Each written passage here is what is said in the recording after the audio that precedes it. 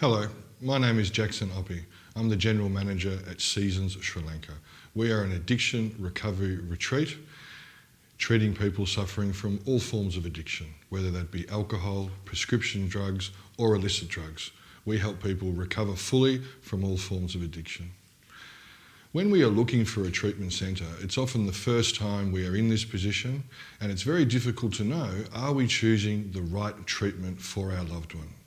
It's a very important decision. Families have often been suffering for a long time, and we want to make sure we get this decision right because our loved one's welfare and health is at the foremost of our concerns.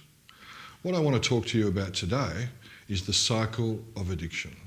All addicts, regardless of their age, regardless of their drug of choice, will suffer from similar symptoms within what we call the cycle of addiction. So today I'm going to talk a little bit about the cycle of addiction to see if you can identify and help you make that decision, are we in the right place? To help explain this, I'm going to use some of my personal experience, having suffered from addiction for over 15 years, not to glorify drug use, but to help you identify. So let's start. When I would use drugs throughout my 15 years of addiction, I would experience a tremendous amount of relief. I would have my first drug, I would have my first drink, and I would immediately feel okay. I would feel good. That's why I took drugs. I took drugs to feel good. Because when I was using, my problems from yesterday would go away, my problems from tomorrow would go away, and I could forget about everything that was going on in my life and simply feel okay. That's why addicts use. It's no more complicated than that.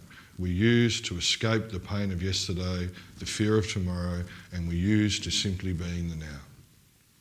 Now, if I was only using a little bit or occasionally, the fact is I probably wouldn't suffer too many consequences. But one of the symptoms of addiction, which is unique to drug addicts or addicts of any sort, is that when I use, I can't stop. I don't have the capacity to have one or two. I'm still using years later. I'm the last one to leave the party. I'm the last one that wants to stop on a night out. This is unique to drug addicts. I simply can't stop.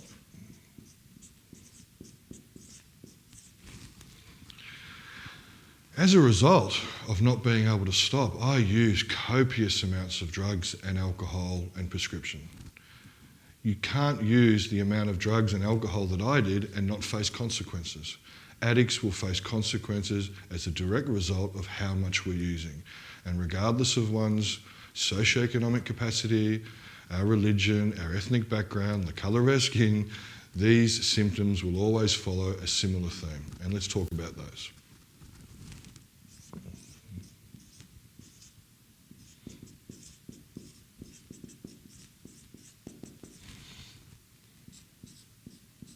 Family and relationships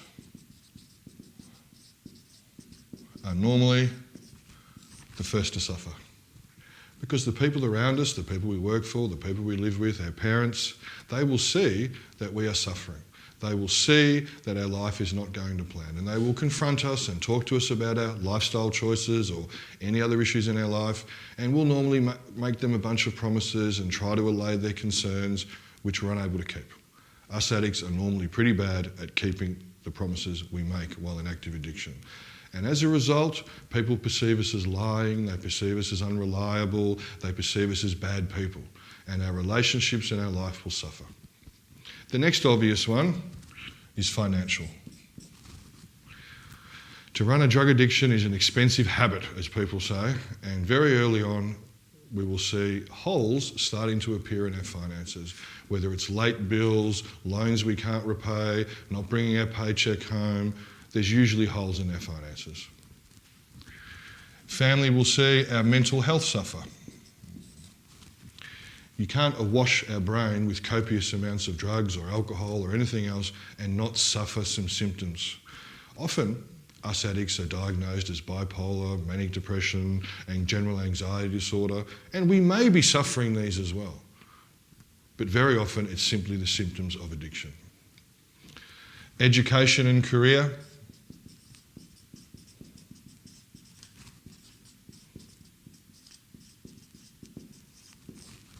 Our work and education will also suffer. Us addicts are normally pretty good at getting jobs, but very bad at keeping them. We're normally pretty good at starting new courses, diplomas, university, but bad at turning up. Because it's very difficult to function in any capacity when we're addicted to drugs.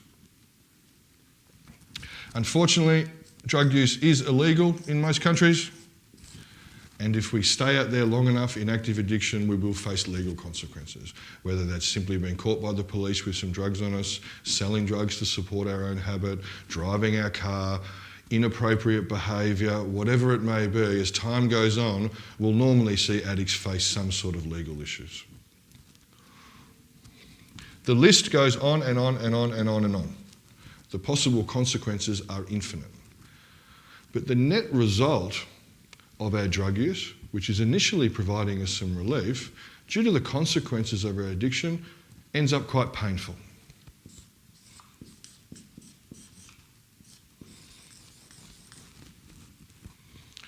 We'll be using, we'll be trying to get about our day, but our life ends up in absolute turmoil and pain. Now, this pain will often build up and build up and build up into a crisis of some sort. For me, it was always a relationship that would suffer. I'd lose my job, I'd have a bankruptcy. And this pain induced by this crisis would invoke what I call the moment of clarity. Every addict will have them periodically, where we say to ourselves, I need to stop using, I need to change, I need to grow up, I need to do something different. And at this point of crisis, we will make a lot of promises. Promises to ourselves and promises to the people around us. We might say to our wife, I promise I won't use again. I'm going to be home on time. I'm not going to go out. We'll promise our parents that things are going to be different. And at this point, we are very believable. And that's because we are being sincere. All the crises in my life over 15 years where I would have this moment of clarity, I was sincere. I did want to change. I did want my life to be different. I was very sorry. That's why I was believable, because I was telling my truth at that time. This moment here is usually followed by a period of abstinence where I would stop using. I would go to work, I would go to the gym, I would do my very best. And I would experience some relief. Relief from what? These consequences. My family would let me move home, I'd pay off some bills, my mental health would recover, I'd get back to work, and I would experience some relief from this pain. However, what I was not aware of, and my family and partners were not aware of, was that as an addict who simply remains abstinent and does not use drugs, I suffer consequences. Now, these are emotional consequences.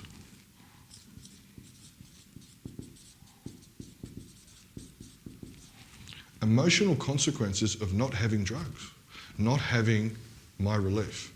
Now, this doesn't apply to non-drug addicts. 95% of people don't use drugs and they suffer no consequences. But as an untreated drug addict that has been using drugs for a long time to regulate myself emotionally, when the drugs are taken away, I may cope for a week, I may cope for 2 weeks. My record was 3 months. But relatively quickly, consequences will build up. I will get very bored. I will get very anxious. I will get depressed again. I will get very moody. I will be emotionally unmanageable.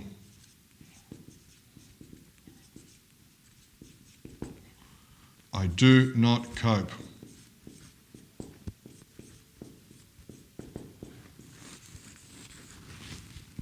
Now, was I acutely aware of this when I was in this cycle of addiction? No, I wasn't.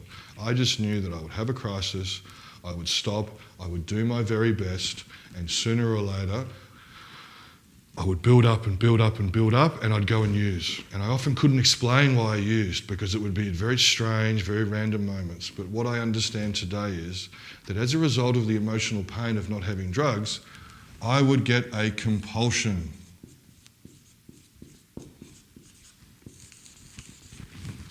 compulsion to use as a direct result of a craving. And these can come at any time. I remember very well, I was leaving for the gym one night, I hadn't been using, I was back at home with my wife and children, and it was Friday about 5 o'clock, and I left to go to the gym and said to my wife, I'll be home in an hour. I never made the gym.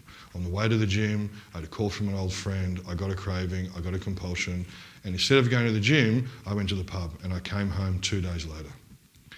Now, as I was walking out that door to go to the gym, I had absolutely no intention of using. But I got a compulsion to use, and I used.